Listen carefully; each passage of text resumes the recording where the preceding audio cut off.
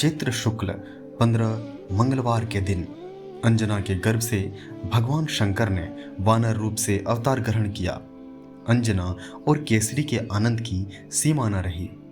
शुक्ल पक्ष के चंद्रमा के समान दिन प्रतिदिन बढ़ते हुए बालक का लालन पालन बड़े ही मनोयोग से होने लगा। अंजना कहीं जाती तो उन्हें अपने हृदय से सटा लेती। केसरी बालक को अपनी पीठ पर बिठाकर छलांगे भरते और अपने शिशु को आनंदित देखकर वह स्वयं आनंदमग्न हो जाते। एक दिन बच्चे को घर पर छोड़कर अंजना कहीं फल फूल लाने के लिए चली गई। केसरी पहले से ही बाहर गए हुए थे। बालक घर में अकेला था और उसे भूख लगी। उसने इधर उधर देखा पर उसे कोई चीज न मिली। अंत में उसकी दृष्टि सूर्य पर पड़ी। प्रातः काल का समय था। उसने सोचा कि यह तो बड़ा सुंदर लाल लाल फल है, यह खाने खेलने दोनों के ही कामों में आएगा। बालक ने सूर्य तक पहुंचने की चेष्टा की। वायु ने पहले ही उसे उड़ने की शक्ति दे दी थी, अथवा यूं भी कहे कि भगवान शंकर की लीला में यह आश्चर्य की कौन सी बात है। वह बालक आकाश में उड़ने लगा। देवता, दानव, यक्ष आदि उसे देखकर विस्मित हो गए। वायु के मन में भी शंका हुई। उन्होंने सोचा कि मेरा यह नन्हा सा बालक सूर्य की ओर दौड़ा जा रहा है। मध्याह्न काल के तरुण सूर्य की प्रखर किरणों से कहीं जल ना जाए। उन्होंने हिमालय और मलयांचल से शीतलता इकट्ठी की और अपने पुत्र के पीछे पीछे चलने लगे। सूर्य ने भी देखा। उनकी दिव्य दृष्टि में बालक की महत्ता छिपी न रही। उनके मन में कई बातें आई। उन्होंने देखा कि स्वयं भगवान शंकर ही वानर बालक के वेश में मेरे पास आ रहे हैं।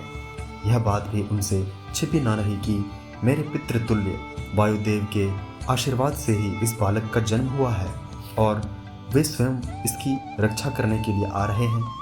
उन्होंने अपनी कर किरणें शीतल कर दी, मानो वे अपने कोमल करों से स्पर्श करके अपने छोटे भाई को दुलारने लगे, अथवा जगत पिता शंकर को अपने पास आते देखकर उनका स्वागत करने लगे। वह बालक सूर्य के रथ पर पहुंच गया, उनके साथ खेलने लगा। उस दिन था ग्रहण। अपना समय जानकर राहु सूर्य को गरसने के लिए आया। उसने देखा कि एक वानर बालक सूर्य के रथ पर बैठा हुआ है। पहले तो राहु ने कोई परवाह नहीं किया। पहले की भांति ही सूर्य पर टूट पड़ा, परंतु जब बालक के कठोर हाथों से वह पकड़ लिया गया तब वह भयभीत हो गया और किसी प्रकार अपने को छुड़ा कर भागा। वह सीधे देवराज इंद्र के पास गया। उसने जाकर इंद्र से कहा, देवराज, आपने सूर्य को गरजने का अधिकार मुझे दिया है। क्या अब आपने किसी दूसरे को भी यह अधिकार दे दिया है? इंद्र की समझ में यह बात ना आई। उन्होंने राहु को डांट कर फिर सूर्य के पास भेजा।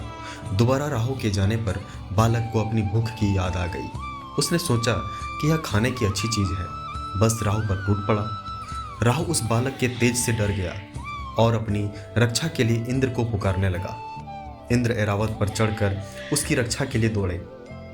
ऐरावत को देखते ही बालक ने राहु को छोड़ दिया और वह उसे एक अच्छा सा फल समझकर पकड़ने के लिए दौड़ा।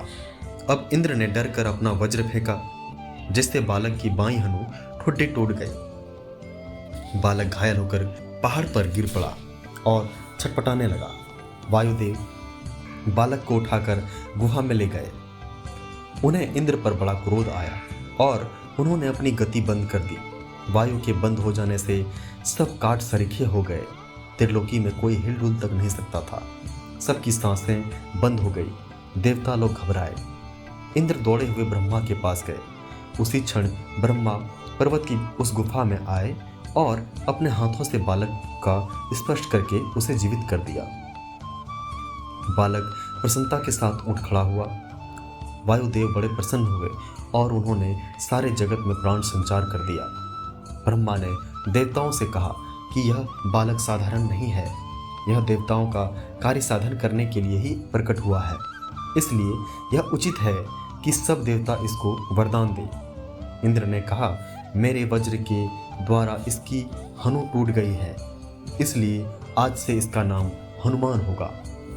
और मैं वर देता हूँ कि मेरे वज्र से हनुमान का कभी बाल बांका भी नहीं होगा। सूर्य ने कहा, मैं अपना संताश तेज इसे देता हूँ, मेरी शक्ति से यह अपना रूप बदल सकेगा, और जब इसे शास्त्र का अध्ययन करने की इच्छा होगी तो मैं संपूर्ण शास्त्रों का अध्ययन करा दूंगा। यह बड़ा भारी वाग्मी हो। वरुण ने अपने पाश से और जल से निर्भय होने का वर दिया। कुबेर आदि देवताओं ने भी अपनी अपनी ओर से हनुमान को निर्भय किया। विश्वकर्मा ने अपने बनाए हुए दिव्यास्त्रों से अवध्य होने का वर दिया, और ब्रह्मा ने ब्रह्म ज्ञान दिया। चिरायु करने के साथ ही ब्रह्मास्त्र और ब्रह्मपाश से भी मुक्त कर दिया। चलते समय ब्रह्मा ने वायुदेव से कहा, तुम्हारा पुत्र बड़ा ही वीर, इच्छानुसार रूप धारण करने वाला और मन के समान तीव्रगामी होगा। इसकी गति अप्रतिहत होगी, इसकी कृति अमर होगी, और राम रावण युद्ध में यह राम का सहायक तथा उनका परम प्रतिभाजन होगा। इस प्रकार हनुमान को वर देकर सब देवता अपने अपने धाम को चले गए। अंजना और केसरी को यह सब सुनकर जो सुख हुआ वह सर्वथा अनिवर्चनीय है। दोस्तों, इस कहानी का यह दूसरा भाग था। इसके पहले भाग का लिंक हमने डिस्क्रिप्शन बॉक्स में दे दिया है, आप वहां जाकर इसका पहला भाग देख सकते हैं। दोस्तों, इसके आगे के भागों में हमें हनुमान जी की जीवनी से अत्यंत रोचक बातें सीखने को मिलेंगी।